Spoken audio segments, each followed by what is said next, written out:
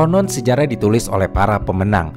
Mungkin begitulah yang terjadi pada peristiwa genosida di Sulawesi Selatan. Peristiwa yang jarang atau bahkan tidak pernah dibahas dalam pelajaran-pelajaran sejarah. Seolah peristiwa ini ingin disembunyikan rapat-rapat dari dunia dan berusaha dimanipulasi kebenarannya. Tidak seperti peristiwa genosida yang ada di negara-negara lain, genosida yang dikenal sebagai kampanye Sulawesi Selatan atau pembantaian Westerling ini hampir tidak pernah muncul ke permukaan untuk dibahas dan dikaji. Padahal korbannya mencapai puluhan ribu orang.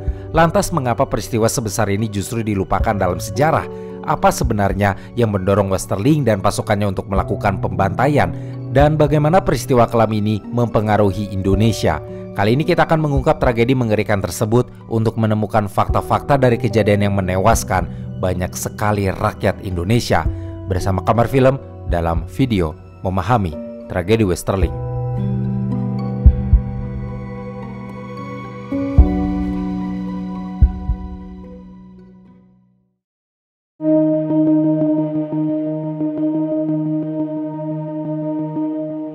Jauh sebelum Indonesia merdeka, selama hampir satu abad antara tahun 1816 hingga 1905, Belanda secara bertahap memperkuat cengkraman kekuasaannya di Sulawesi Selatan. Proses kolonialisasi Belanda ini ditandai dengan serangkaian ekspedisi militer, perjanjian-perjanjian yang tidak adil dan tidak setara, serta sistem pemerintahan kolonial yang eksploitatif. Tujuan utama Belanda di Sulawesi Selatan saat itu adalah untuk menguasai sumber daya alam yang melimpah di wilayah ini, seperti rempah-rempah, hasil bumi, dan mineral. Sebagai bagian dari rencana dan upaya Belanda untuk memasukkan Sulawesi Selatan ke dalam sistem kolonial Belanda, diketahui bahwa pada puncaknya di tahun 1911, wilayah Sulawesi Selatan akhirnya dihubungkan ke dalam Hindia Belanda. Upaya tersebut membuat Belanda dapat dengan mudah melakukan eksploitasi secara maksimal terhadap seluruh kekayaan alam dan sumber daya manusia untuk kepentingan ekonomi Belanda.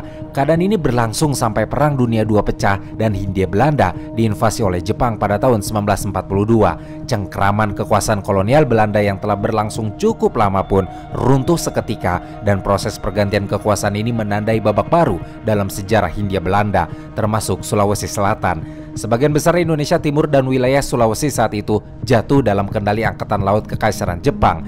Perlu diketahui kalau pemerintah Jepang di Indonesia Timur ini memiliki karakteristik yang sangat berbeda dengan pemerintahan Jepang yang ada di Jawa dan Sumatera di bawah kendali Angkatan Darat Kekaisaran Jepang. Dalam catatan sejarah yang ada, dikatakan kalau Angkatan Laut Kekaisaran Jepang cenderung lebih represif dan eksploitatif dalam memerintah wilayah-wilayah di luar Jawa. Mereka tidak segan bersikap bengis dalam upaya meredam segala bentuk perlawanan dan gerakan nasionalis yang tumbuh subur di kalangan masyarakat setempat. Namun, meski wilayah Sulawesi saat itu akhirnya berada di bawah tekanan yang luar biasa atas kolonialisme Belanda dan Jepang, tapi semangat nasionalisme masyarakatnya, terutama masyarakat Sulawesi Selatan, tetap berkobar. Jadi setelah Jepang menyerah tanpa syarat pada bulan Agustus 1945, para pemimpin nasionalis di Sulawesi segera memproklamasikan kemerdekaan dan bergabung dengan Republik Indonesia yang dipimpin oleh Soekarno di Jawa. Sayangnya, struktur organisasi dan persenjataan pasukan nasionalis di wilayah Sulawesi masih relatif lemah, sehingga ketika terjadi serangan balik dari pasukan sekutu, masyarakat Sulawesi kesulitan untuk menghadapinya. Mereka tidak bisa menahan Australia dan Belanda yang jauh lebih terlatih dan dilengkapi persenjataan modern, sehingga wilayah Sulawesi pun dengan cepat jatuh kembali ke tangan pasukan pendudukan tanpa memberikan perlawanan yang berarti. Walaupun ada perlawanan, terutama oleh gerakan nasionalis di Sulawesi Selatan, tapi Belanda terus berupaya memadamkan perlawanan tersebut. Puncaknya adalah mereka menangkap sejumlah tokoh nasionalis terkemuka pada tanggal 5 April di tahun 1946. Gubernur Sam Ratulangi, yang merupakan salah satu tokoh sentral dalam perjuangan kemerdekaan di Sulawesi, menjadi salah satu korban penangkapan. Selain itu, pasukan Belanda pun tidak luput dalam mengejar para bangsawan dan para pendukung yang menginginkan berdirinya Republik Indonesia. Tekanan yang sangat besar ini membuat wilayah Sulawesi dipenuhi kekerasan, tapi tampaknya semangat perlawanan rakyat Sulawesi Selatan jauh lebih besar untuk melawan tekanan tersebut. Maka dalam waktu singkat setelah invasi Australia dan Belanda terjadi, muncul kelompok-kelompok kecil gerilyawan yang melakukan perlawanan bersenjata terhadap pasukan Belanda. Kelompok-kelompok kecil gerilyawan ini pun tidak hanya berisi rakyat-rakyat kecil biasa, melainkan terdiri dari para intelektual, bekas pejuang, bangsawan, dan militan yang mendapatkan dukungan dari Jawa. Mereka sangat cerdik mengatur siasat untuk mengusir Belanda dari tanah kelahiran mereka, tapi Belanda tidak kalah licik dalam meredam perlawanan. Untuk membenarkan tindakan represif yang dilakukan pasukannya, Belanda menyebarkan propaganda yang menuduh bahwa perlawanan di Sulawesi Selatan merupakan bagian dari konspirasi komunis internasional yang bertujuan untuk menguasai seluruh wilayah Hindia Belanda. Selain itu, Belanda pun berusaha mengadu domba antara penduduk asli Sulawesi dengan orang Jawa lewat tuduhan bahwa perjuangan kemerdekaan di Sulawesi Selatan hanyalah proyek politik dari Jawa. Siasat Belanda ini kemudian didukung dengan diadakannya konferensi Malino oleh pihak Belanda di Malino, Sulawesi Selatan. Konferensi tersebut berlangsung sejak tanggal 16 Juli hingga 25 Juli 1946 dengan tujuan untuk menjadikan Indonesia sebagai negara federal dan membuat beberapa negara bagian yang terpisah. Dengan membagi Indonesia, Belanda berharap perjuangan kemerdekaan Indonesia akan menjadi lemah dan mudah dikendalikan. Dalam konferensi Malino inilah diputuskan untuk membentuk beberapa negara bagian, terutama di wilayah Indonesia Timur dan Kalimantan, dan dibentuk pula Komisi 7 yang bertugas untuk mengatur pemerintahan di negara-negara bagian yang baru. Namun jelas konferensi ini tidak adil karena sebagian besar peserta yang menjadi perwakilan dari wilayah Indonesia Timur dan Kalimantan sebenarnya dipilih oleh Belanda, di mana mereka umumnya berasal dari golongan bangsawan atau tokoh masyarakat yang mendukung kerjasama dengan Belanda. Maka akhirnya konferensi Malino yang tidak adil ini hanya semakin memperuncing perpecahan di Indonesia, dan di sisi lain membuat semangat rakyat kian kuat untuk bersatu dalam perlawanan dan memperjuangkan kemerdekaan. Jadi memang benar konferensi Malino itu berhasil membentuk negara-negara federal lokal di wilayah Indonesia yang dikuasai Belanda, tapi justru penerapannya terutama di Sulawesi Selatan telah menghadapi berbagai kendala sejak awal. Pemerintah lokal yang baru terbentuk ini mengalami kesulitan dalam menjalankan fungsinya akibat memburuknya kondisi ekonomi, gagal panen, dan ketidakstabilan keamanan. Selain itu, ketiadaan pemerintahan sipil yang memerintah secara efektif juga membuat situasi di Sulawesi Selatan justru semakin kacau dan membuka peluang bagi munculnya berbagai konflik kepentingan. Dalam situasi yang sulit tersebut, akhirnya Republik Indonesia di Jawa memberikan dukungan penuh kepada para pejuang kemerdekaan di Sulawesi Selatan dengan mengirimkan pelatihan militer, senjata, dan perlengkapan lainnya ke Sulawesi melalui pelabuhan Polong Bangkeng dan Baru. Dukungan inilah yang semakin memperkuat semangat rakyat Sulawesi Selatan untuk memberi perlawanan terhadap kolonial dan memperlemah posisi Belanda. Hingga di akhir tahun 1946, wilayah kekuasaan Belanda di Sulawesi Selatan jadi terbatas hanya pada kota Makassar. Di masa-masa ini, pemerintah kolonial Belanda dihadapkan situasi yang sangat mengkhawatirkan. Kekuasaan mereka terancam setelah ratusan pejabat pemerintah, anggota masyarakat Eurasia, dan Tionghoa yang pro-Belanda menjadi sasaran serangan dan pembunuhan karena dianggap sebagai kolaborator dan tidak memiliki perlindungan yang memadai dari garnison KNIL yang jumlahnya terbatas hingga kewalahan menghadapi situasi yang semakin memanas.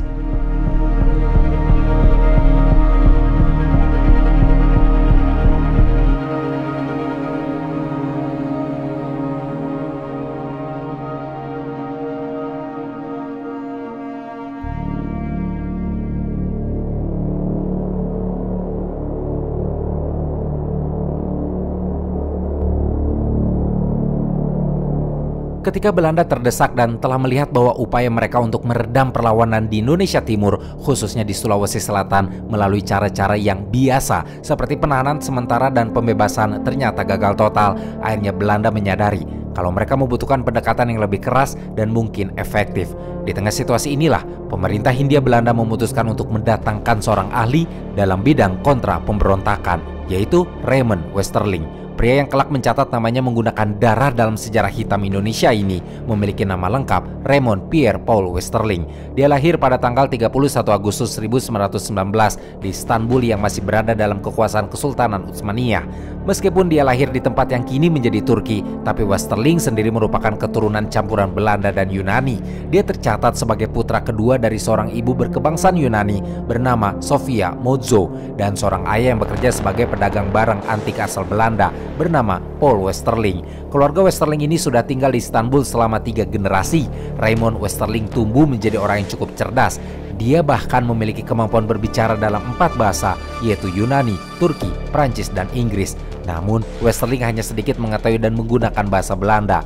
Saat Perang Dunia II melanda Eropa di tahun 1941, Westerling pergi ke konsulat Belanda di Istanbul dan mendaftar di Angkatan Darat Kerajaan Belanda. Sebuah tindakan yang membuat ayahnya sangat kecewa. Bagaimanapun, meski tanpa restu dari ayahnya, Westerling tetap berada di dalam militer hingga akhirnya dikirim ke Makassar pada tanggal 5 Desember 1946. Westerling memimpin sebanyak 120 orang pasukan khusus dari DST atau Depot Special Force yang dilatih secara khusus untuk melakukan operasi-operasi kontra pemberontakan yang melibatkan taktik-taktik brutal seperti penyiksaan, pembunuhan massal, dan pembakaran desa.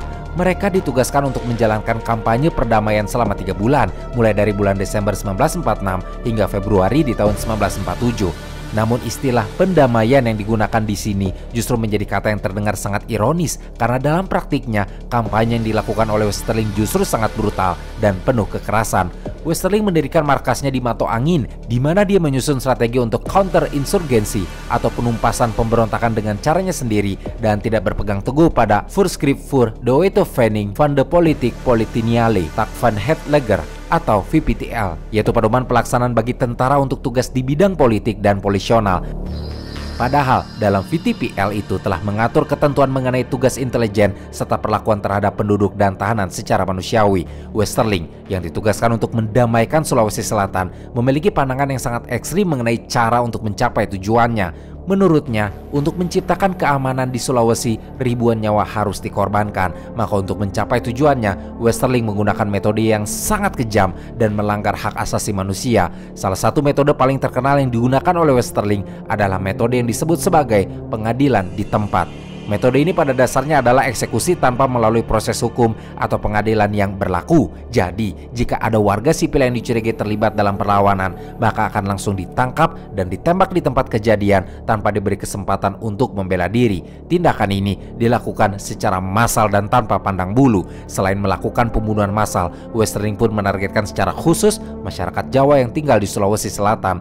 Hal ini dilakukan atas dasar anggapan bahwa banyak di antara mereka yang terlibat dalam pemberontakan. Westerling juga memerintahkan agar semua penduduk Jawa yang baru tiba di Makassar didaftarkan dan diawasi secara ketat. Selain itu, dia mengirimkan mata-mata ke desa-desa untuk mengidentifikasi dan menangkap para anggota pemberontak yang berasal dari Jawa.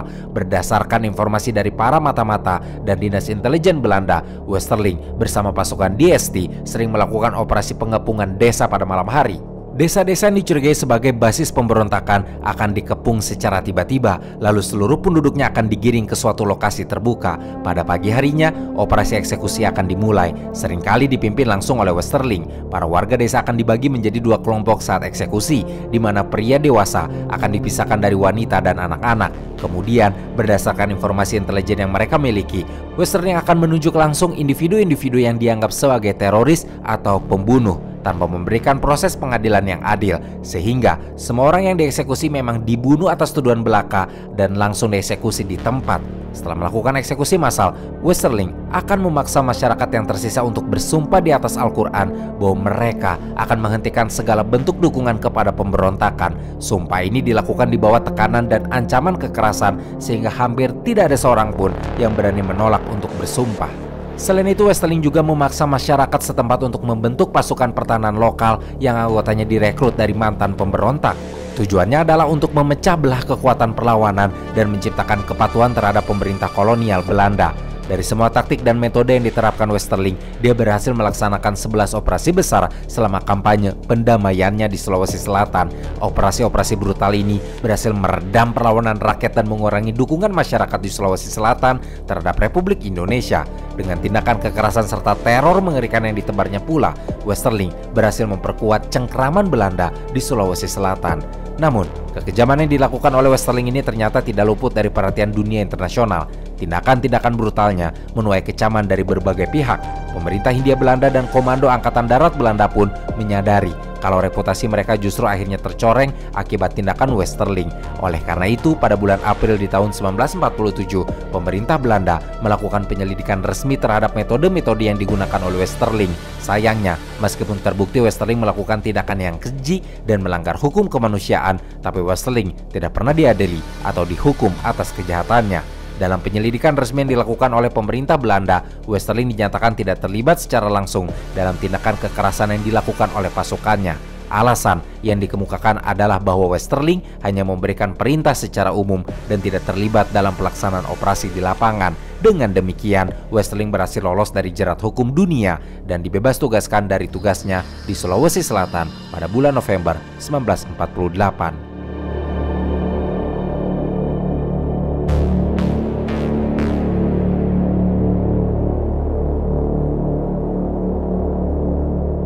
Di tanggal 11 Desember di tahun 1946, menjelang tengah malam, Desa Batua akan menjadi saksi bisu atas dimulainya operasi militer pertama yang dilakukan secara besar-besaran dan kelak akan mengubah wajah Sulawesi Selatan.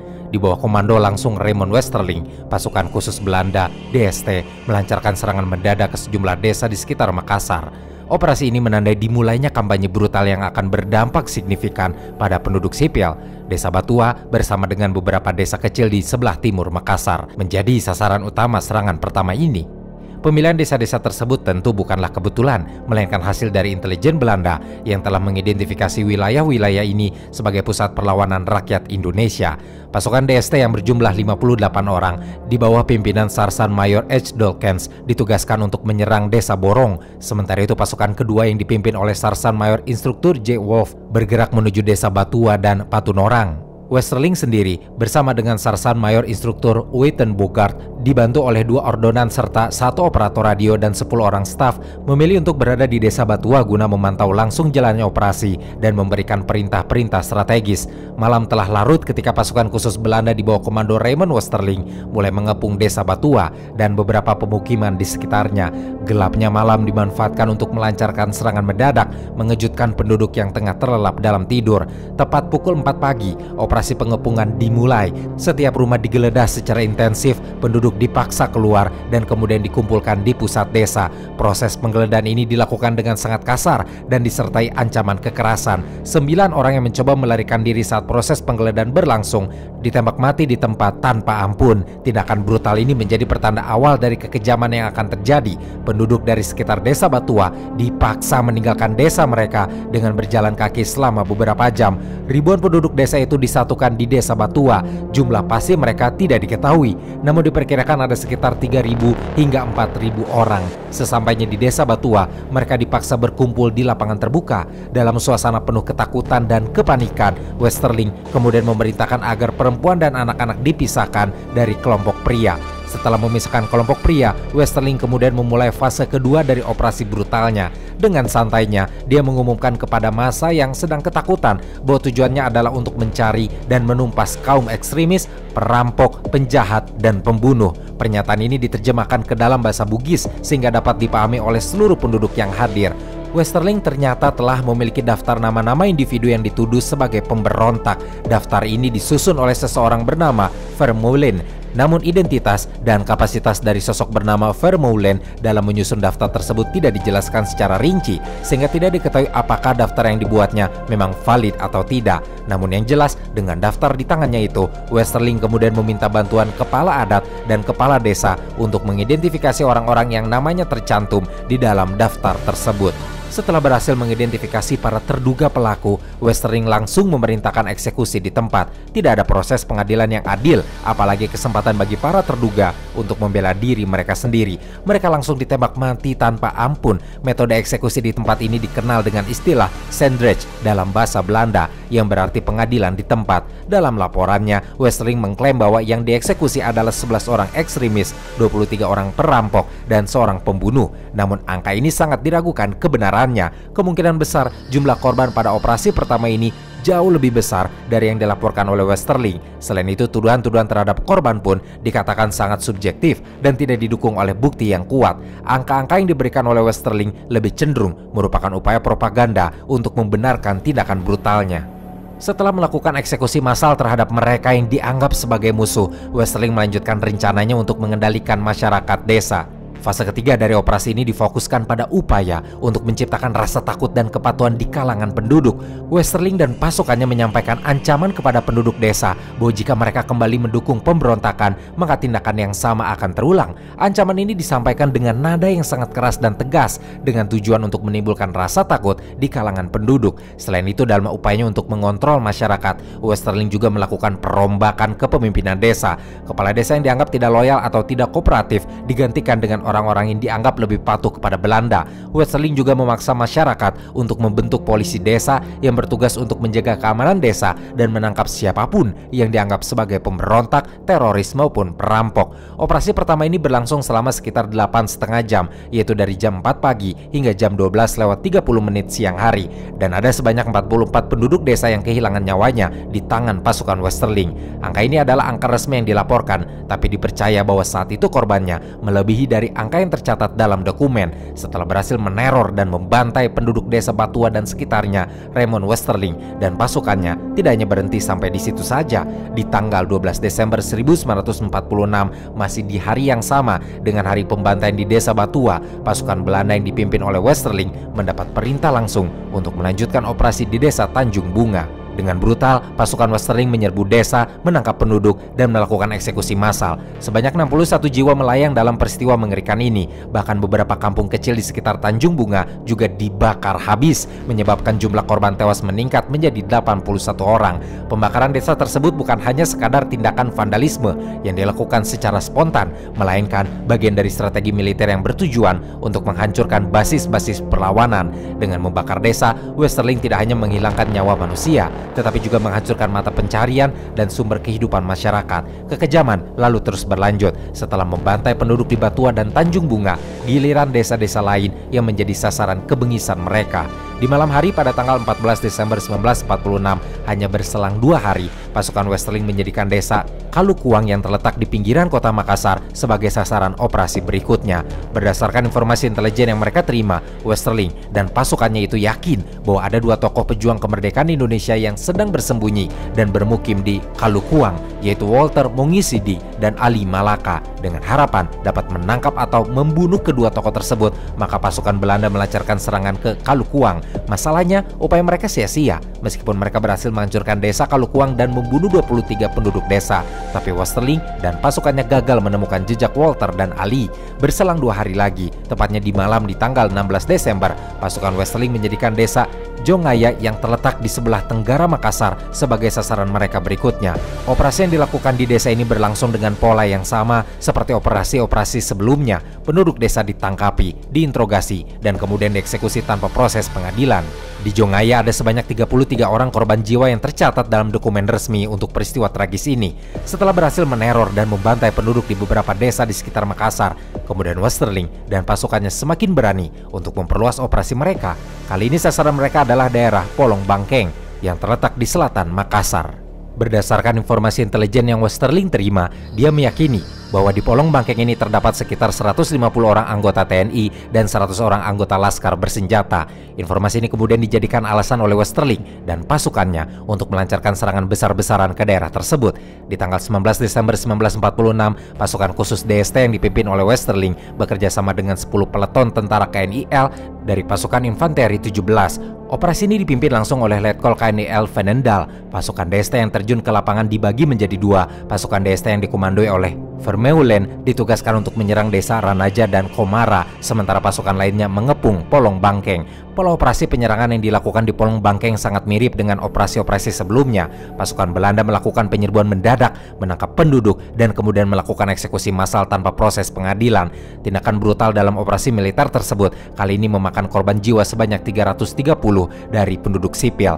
Angka yang sangat besar dari operasi-operasi sebelumnya menunjukkan betapa kejam dan brutalnya tindakan yang dilakukan oleh pasukan Belanda. Setelah peristiwa di Polong Bangkeng, Westerling dan pasukannya semakin gencar melakukan aksi kejinya berikutnya, dan sasaran mereka berikutnya adalah daerah Goa. Operasi kali ini di Goa dilakukan dalam 3 gelombang besar, yaitu pada tanggal 26 dan 29 Desember 1946, disusul dengan serangan terakhir di tanggal 3 Januari 1947. Sama seperti serangan di Polong Bangkeng, dalam operasi di Goa, pasukan khusus DST yang dipimpin Westerling kembali bekerja sama dengan pasukan KNIL. Kolaborasi antara pasukan khusus yang lincah dan pasukan reguler yang terlatih ini membuat operasi-operasi militer mereka semakin menjadi mematikan dan efektif dalam melakukan pembantaian.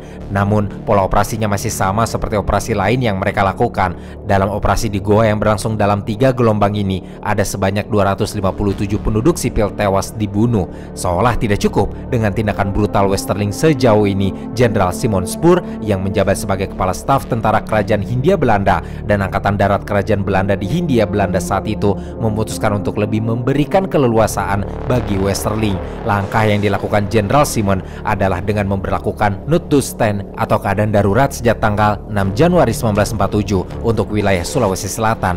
Keputusan yang dibuat oleh Jenderal Simon ini seolah memberikan lampu hijau bagi Westerling untuk melancarkan aksi-aksi kejinya tanpa banyak hambatan. Dengan kekuasaan yang semakin besar pula, Westerling tidak hanya lagi menjadi komandan dari belakang, tetapi juga secara langsung terlibat dalam aksi-aksi penembakan. Dia tidak segan-segan lagi untuk menembak mati rakyat biasa yang dituduh sebagai teroris, perampok, pembunuh, apalagi pemberontak walaupun tidak melalui proses pengadilan yang tepat. Dengan dukungan penuh dari pemerintah kolonial Belanda pula, Westerling dan pasukannya semakin gencar melancarkan serangan ke berbagai desa di Sulawesi Selatan. Akibatnya, korban jiwa pun terus bertambah banyak di berbagai tempat. Pada pertengahan bulan Januari 1947, sasaran operasi Westerling dan pasukannya sudah meluas ke wilayah-wilayah yang lebih jauh dari Makassar. Operasi pembantaian pada tahap ini dimulai dengan menyerang pasar di Parepare. Pemilihan pasar sebagai sasaran menunjukkan bahwa Westerling memang sebenarnya tidak hanya ingin menargetkan kelompok-kelompok perlawanan, tetapi juga ingin menghancurkan kehidupan ekonomi masyarakat. Setelah Parepare, pasukan Westerling melanjutkan aksi keji mereka ke beberapa desa di sekitarnya seperti Madelo, Abokongeng, Padakalawa, dan sebuah desa yang namanya tidak tercatat. Operasi masih meluas hingga mencapai desa-desa besar seperti Endrekang, Talabangi, Sopeng, Baru, Malimpang, dan Supa. Serangan-serangan sporadis ini makin menebar teror di kalangan masyarakat Sulawesi Selatan. Lalu, di pertengahan bulan Februari di tahun 1947, fokus serangan mulai beralih ke daerah pesisir Tanete. Tercatat kalau di tanggal 7 dan 14 Februari, desa-desa di Tanete telah dihancurkan oleh pasukan Westerling. Dengan desa Pasabaru, Tanete mengalami nasib paling tragis dan ada sebanyak 48 penduduk desa yang ditembak mati tanpa diadili. Serangan tidak berhenti di Tanete, tapi kemudian berlanjut pada tanggal 16 dan 17 Februari ke desa Taraweang dan Bornong-Bornong yang penduduknya tidak berdaya dan hanya bisa pasrah ketika menjadi korban kekejaman dari pasukan Westerling yang beringas. Angka korban jiwa kembali meledak pada serangan berikutnya di daerah Mandar dengan total 364 penduduk sipil yang kehilangan nyawanya. Dari sini semakin terlihat kalau pasukan Westerling sebenarnya tidak hanya menargetkan kelompok-kelompok tertentu yang dianggap sebagai ancaman, melainkan telah melakukan pembunuhan secara membabi buta terhadap seluruh penduduk sipil. Kekejian yang semakin menjadi-jadi itu masih menyebar tanpa henti ketika pasukan Westerling bergerak ke desa Kulo, Amparita, dan Maroangin yang mengalami kekerasan hingga menimbulkan total 171 korban jiwa dari 3 desa yang mereka serang. Ironisnya, pembunuhan yang dilakukan oleh pasukan Westerling dilakukan tanpa sedikit pun diberitahu bukti kesalahan para korbannya atau alasan pembunuhannya. Tindakan ini jelas sudah menjadi pelanggaran berat terhadap hak asasi manusia. Memang, dalam aksi-aksi terakhirnya diketahui kalau Westerling dan pasukannya tidak hanya membantai orang-orang yang dituduh sebagai teroris, perampok, pembunuh, atau ancaman berdasarkan sifat intelijen. Mereka bahkan melakukan eksekusi massal terhadap tahanan dan narapidana yang sebelumnya ditahan atau dipenjara karena berbagai alasan yang mungkin saja tidak terkait dengan perlawanan terhadap Belanda. Para tahanan dan narapidana itu dibawa keluar dari penjara dan dikumpulkan bersama dengan mereka yang dituduh sebagai teroris tanpa melalui proses pengadilan yang adil dan manusiawi. Mereka kemudian dieksekusi secara massal. Peristiwa-peristiwa keji dan beberapa operasi militer itu dikuatkan oleh kesaksian dari H.C. Cavelar yang memberikan bukti tentang keterlibatan langsung Raymond Westerling dalam pembantaian massal di Sulawesi Selatan. Fakta bahwa Westerling sendiri yang menembak mati beberapa korban menunjukkan kalau otak kekejaman dan kebrutalan memang datang darinya. Selain itu, penggunaan senjata otomatis seperti stand gun oleh pasukan DST mengindikasikan bahwa pembantaian ini direncanakan dengan matang dan dilakukan secara sistematis. Sementara itu, di semua tempat di Sulawesi Selatan yang menjadi target pembantaian, pengumpulan data tentang pendukung Republik ternyata banyak dibantu oleh pribumi sendiri. Belanda tampaknya berhasil memanfaatkan perbedaan kepentingan di antara masyarakat saat itu. Seperti misalnya dalam kasus Goa, keterlibatan kepala desa Hamzah yang setia kepada Belanda memang semakin memperjelas bagaimana Belanda berhasil memecah belah masyarakat dan memanfaatkan konflik internal untuk mencapai tujuan mereka.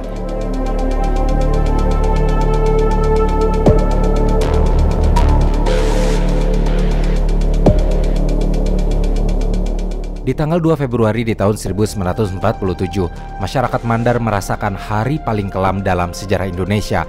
Pasukan DST di bawah komando Raymond Westerling menyerang dan melakukan pembantaian massal yang sangat mengerikan di desa Galung, Lombok. Peristiwa ini menelan korban jiwa dalam jumlah yang sangat besar, menjadikan Galung Lombok sebagai salah satu situs pembantaian yang paling memilukan. Di desa ini, Westerling sebenarnya tidak sembarangan dalam memilih target.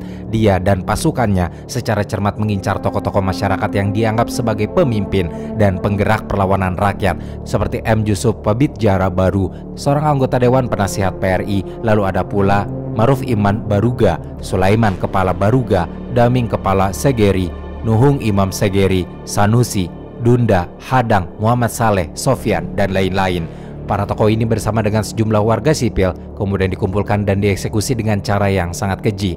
Para korban dipaksa berbaring di ujung bayonet sebelum akhirnya ditembak mati.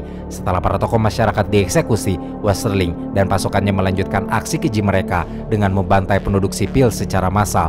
Ribuan orang yang tidak bersalah menjadi korban dalam peristiwa paling berdarah ini.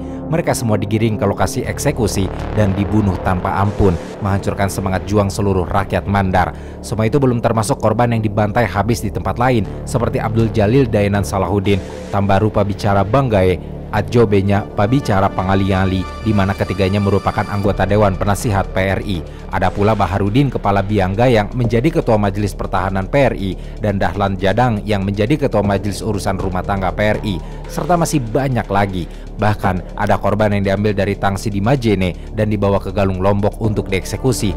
10 hari setelah pembantaian massal di Galung Lombok yang mengguncang Mandar, Belanda terus melancarkan operasi militer untuk memburu dan menangkap para pemimpin perlawanan.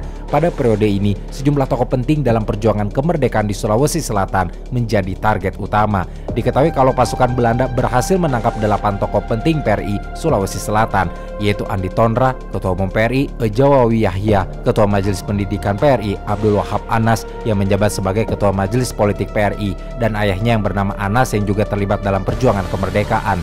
Abdul Rashid Sulaiman yang menjabat sebagai pegawai kejaksaan yang pro-RI, lalu ada Nur Daeng Pabeta, Kepala Jawatan Perdagangan Dalam Negeri, dan Suradi yang menjadi anggota Dewan Pimpinan Pusat PRI. 7 hari setelah penangkapan tokoh-tokoh tadi, giliran Ibu Siti Johra Halim yang ditangkap oleh pasukan Belanda.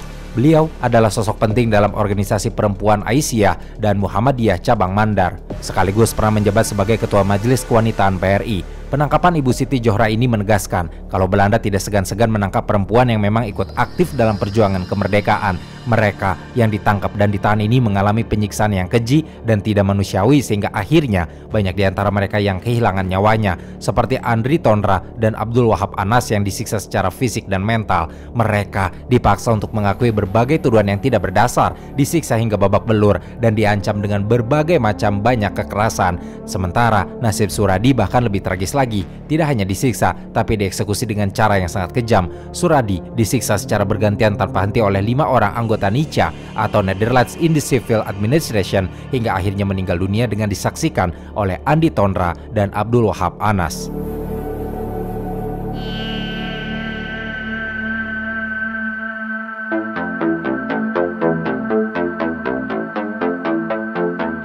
Pada tanggal 21 Februari 1947, Jenderal Simon mengambil keputusan strategis setelah menilai bahwa situasi darurat yang sebelumnya menciptakan ketegangan di wilayah tersebut telah berhasil diredam.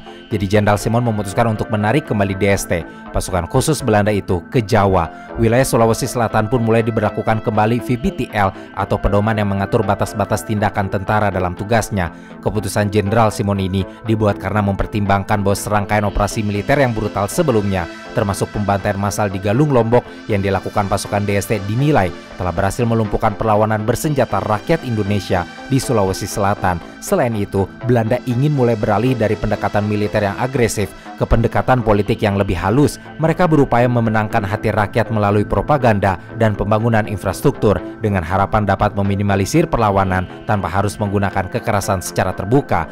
Strategi itu juga dilandasi karena meningkatnya kecaman internasional terhadap tindakan brutal Belanda di Indonesia.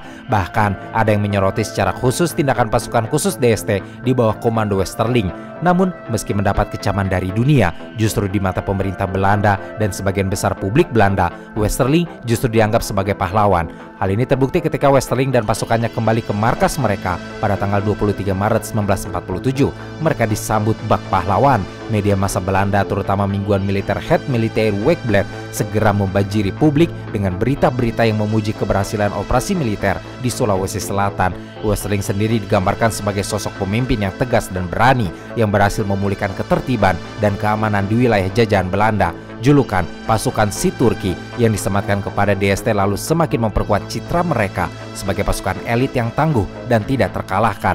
Ironisnya, media massa Belanda jelas menutup mata terhadap kekejaman yang telah dilakukan oleh DST kepada masyarakat Sulawesi Selatan, pembantaian massal di Galung Lombok, dan berbagai pelanggaran hak asasi manusia lainnya, seolah-olah tidak pernah terjadi. Berita-berita mengenai kekejaman Westerling baru mulai muncul secara massal justru di bulan Juli 1947. Jauh setelah peristiwa tersebut terjadi.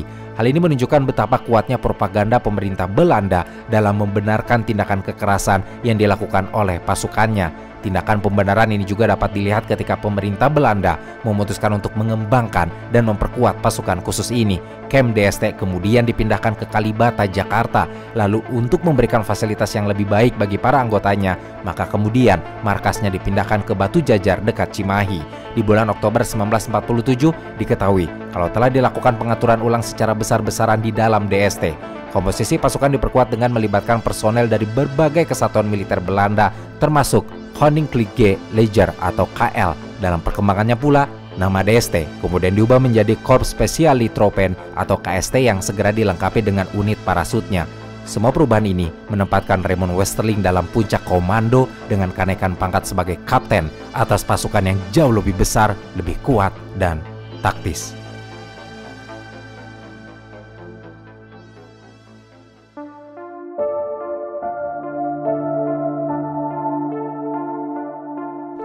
Korban keganasan Westerling dan pasukannya hingga kini tidak jelas jumlahnya. Pemerintah Republik mengklaim bahwa Westerling bertanggung jawab atas kematian puluhan ribu orang. Awalnya pemerintah Republik Indonesia memperkirakan korban berada di sekitar angka 15.000 jiwa, tapi kemudian angka tersebut meningkat drastis mencapai 40.000 jiwa. Pemerintah pun membangun monumen bernama Monumen Korban 40.000 Jiwa yang dibangun di kota Makassar untuk mengenang para korban kampanye ini. Namun sejarawan Belanda yang bernama Jaap Damoer mengatakan kalau jumlah korban jiwa yang besar ini merupakan propaganda RI untuk menarik perhatian dunia terhadap perjuangan diplomatik dan bersenjatanya melawan Belanda. Selain dari sisi sejarawan Belanda, sebenarnya pendapat serupa juga disampaikan oleh Muhammad Nazir dari Komisi Sejarah Angkatan Bersenjata Republik Indonesia. Muhammad Nazir menyebut kalau angka 40.000 jiwa ini terlalu dibuat-buat dan merupakan propaganda pemerintah RI terhadap pendudukan Belanda waktu itu. Menurut beberapa ahli, jumlah korban sesungguhnya jika ingin mencoba objektif memandang sejarah, kemungkinan besar bukanlah 40.000 orang, melainkan 4.000 orang. Selain itu, pemerintah Belanda yang melakukan pemeriksaan di tahun 1969 pun memperkirakan kalau jumlah rakyat Sulawesi yang tewas terbantai oleh pasukan khusus DST yang dipimpin Westerling ada sekitar 3.000 orang. Sementara Westerling sendiri mengatakan bahwa korban akibat aksi yang dilakukan olehnya dan pasukannya hanya mencapai 600 orang. Sumber lain dari buku berjudul The Zuid Celebes of Fire, Kapiten Westerling ND Standrich Telige Executis, sejarawan Belanda bernama Willem Elzeriff yang menulisnya memperkirakan kalau aksi DST telah memakan korban sebanyak 1.500 jiwa. Dengan pembagian 400 diantaranya dieksekusi dalam aksi yang dipimpin Westerling sendiri, sementara sisanya tewas di tangan wakil dan pasukannya. Namun itu bukan jumlah total korban, sebab di bawah kendali Westerling, unit KNIL yang bekerja sama dengan DST pun kemungkinan menewaskan 1.500 jiwa lagi. Ditambah ada sekitar 900 warga sipil Indonesia yang tewas di tangan polisi dan pasukan keamanan desa yang pro-Belanda. Meskipun jumlahnya tidak pasti, tapi tetap saja diyakini korban jiwa dalam aksi yang digerakkan oleh Westerling ini menelan banyak korban jiwa. Sayangnya, perbuatan Westerling beserta pasukan khususnya itu tetap dapat lolos dari tuntutan pelanggaran HAM di pengadilan Belanda karena sebenarnya aksi terornya yang dinamakan Contra Guerrilla itu memperoleh izin dari Letnan Jenderal Simon Spoor dan Wakil Gubernur Jenderal Dr. Hubertus Johannes van Mook. Jadi sebenarnya yang seharusnya bertanggung jawab langsung atas pembantaian rakyat Sulawesi Selatan adalah pemerintah dan Angkatan Perang Belanda. Westerling juga selalu membela aksi-aksinya dan menolak tuduhan kejahatan perang.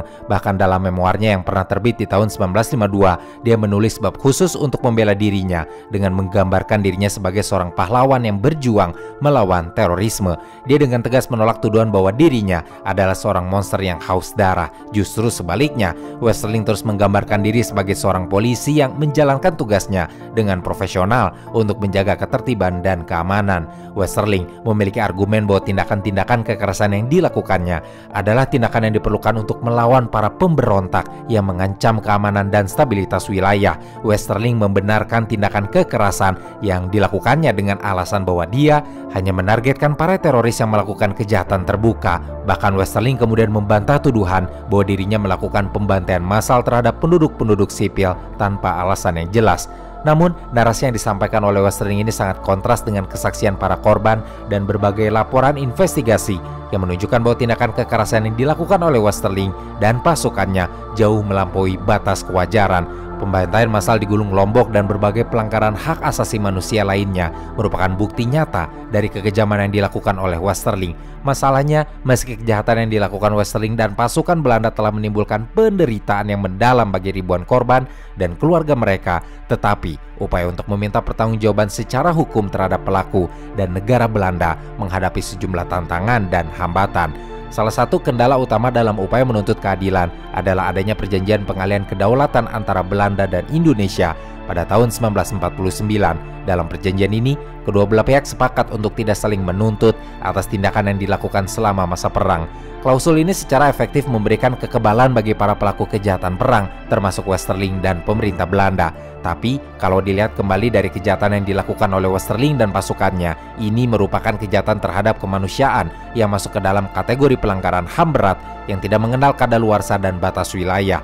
Prinsip universalitas dalam hukum internasional menyatakan bahwa pelaku kejahatan terhadap kemanusiaan dapat diadili dimanapun mereka berada, terlepas dari kewarganegaraan atau posisi mereka. Selama bertahun-tahun, sebenarnya berbagai upaya telah dilakukan untuk membawa kasus Westerling ini ke pengadilan internasional, seperti International Criminal Court atau ICC, tapi upayanya mendapat kendala. Seperti ICC hanya memiliki yurisdiksi terhadap kejahatan yang terjadi setelah Statuta Roma mulai berlaku. Ditambah lagi ada aturan bahwa setiap negara memiliki kedaulatan atau kewenangan untuk memutuskan apakah akan menyerahkan warganya atau orang yang berada di wilayah yurisdiksinya ke ICC, dan hal ini memungkinkan Belanda untuk menolak menyerahkan Westerling supaya dapat menghindari pengadilan yang lebih besar. Lagi pula Republik Indonesia kekurangan bukti untuk membuktikan keterlibatan Westerling dan negara Belanda dalam kejahatan kemanusiaan yang mereka lakukan. Sejauh ini diketahui bahwa pada tahun 2013, sebagai bentuk pengakuan atas penderitaan yang dialami oleh korban, pemerintah Belanda secara resmi menyampaikan permintaan maaf mereka atas peristiwa pembantaian di Sulawesi Selatan. Permintaan maaf ini merupakan langkah penting dalam upaya untuk meningkatkan hubungan diplomatik antara kedua negara. Selain permintaan maaf, pemerintah Belanda juga memberikan kompensasi finansial kepada sejumlah korban yang masih hidup. Namun sebenarnya banyak pihak yang berpendapat kalau permintaan maaf dan kompensasi saja tidak cukup untuk mencapai keadilan yang sebenarnya, sehingga tetap mendesak terjadinya proses peradilan yang kuat secara hukum, transparan, dan dapat dipertanggungjawabkan untuk menjerat para pelaku kejahatan perang.